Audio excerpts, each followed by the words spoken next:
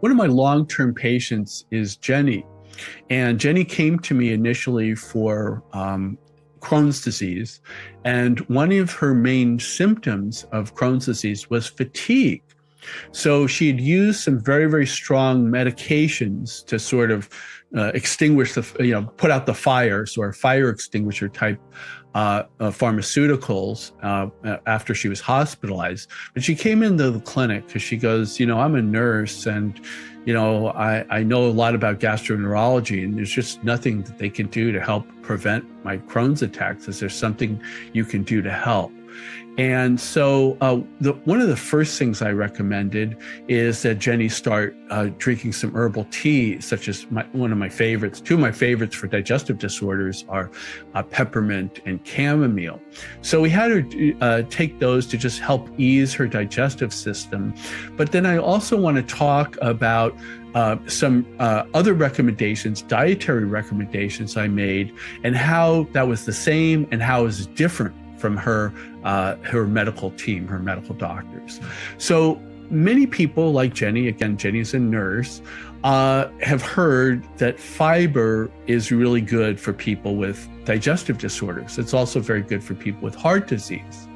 And so what they do is they make the mistake of using these products, these fiber products, that have a lot of additives, typically a lot of sugar or artificial sweeteners. And how could they expect their digestive system to get better? So oftentimes I say that the best way to build up fiber is by using fruits and vegetables, not grains. So what the gastroenterologist, at least they used to do, is recommend these whole grain products to build up people's fiber. And many people are having allergic reactions to these. So remember, the best way to build up fiber is fruits and vegetables. Now, people like Jenny, when she came to me, she goes, I can eat a banana once in a while, but forget the fruit, right? And my suggestion was is that she get fiber by eating little berries. So I've noticed, and other practitioners have noticed, that berries can be easier to digest. And actually, blueberry is considered in Europe something to help with digestive disorders. So of course I recommended probiotics. Jenny was already taking probiotics.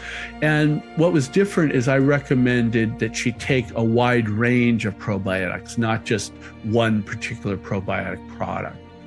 Now, Jenny, because she's a nurse, she already knew to be hydrated. And I just simply pointed out that hydration involves water. You can put some lemon or lime, squeeze some lemon or lime to make the water taste better. You could also drink herbal teas. And so by using peppermint and chamomile tea, Jenny was doing a couple of things at once. She was promoting her digestive system, which was promoting her energy level, and then she was also maintaining hydration. Now, one of the things that happened is that before going to me, Jenny saw a different practitioner. And that practitioner, unfortunately, didn't know a lot about the energies of herbs. So that practitioner recommended that Jenny take a high-tech formula containing ginger. And you know what?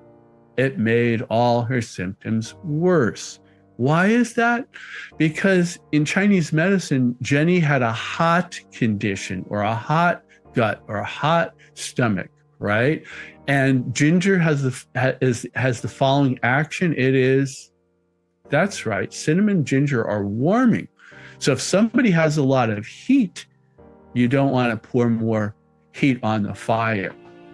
Now, the other practitioner also recommended that Jenny use fennel seeds.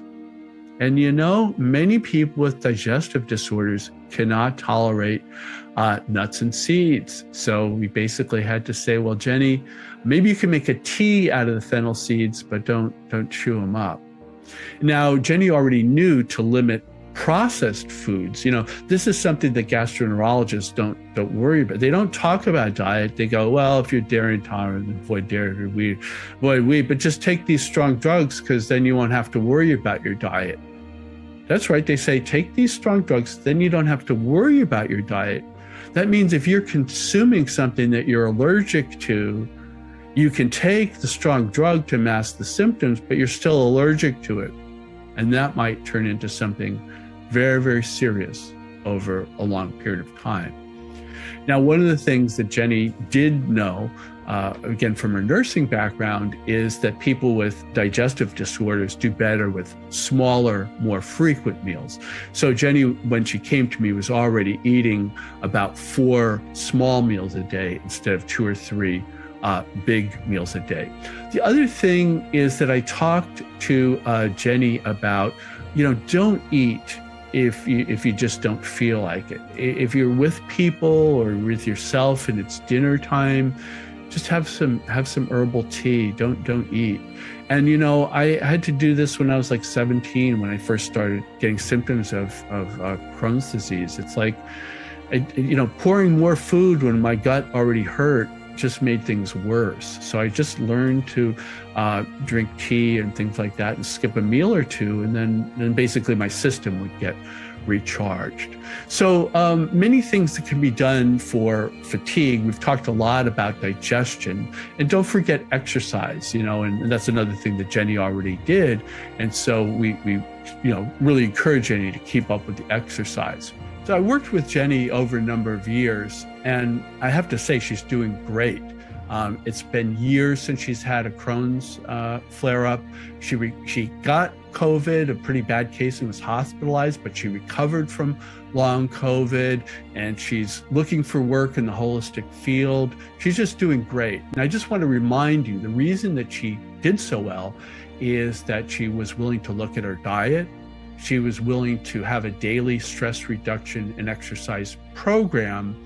And then she was also using herbs and nutritional supplements under the direction of her practitioner.